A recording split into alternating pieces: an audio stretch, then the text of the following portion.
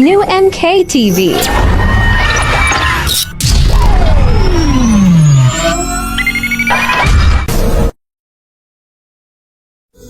আসসালামু আলাইকুম। আমি আপনাদেরকে এখন শোনাবো একজন ভূমিদস্যু জালিয়াতি লোকদের কথা। যেই পর্চা তুলে দেখেন 1998 সালে বড় ভাই তার কাছ থেকে কিছু অংশ বেশি তুলে নিয়ে গেছে এবং তার বড় বোনকে তিনি ঠকিয়েছে সেই একই মারফতে। এবং এই জালিয়াতির ভিডিও কিছুদিন পরে ফাঁস করব, আপনারা অবশ্যই দেখবেন। আর অবশ্যই লাইক কমেন্ট শেয়ার করে সবার কাছে ছড়িয়ে দিবেন এই ধরনের জালিয়াতির ভিডিও।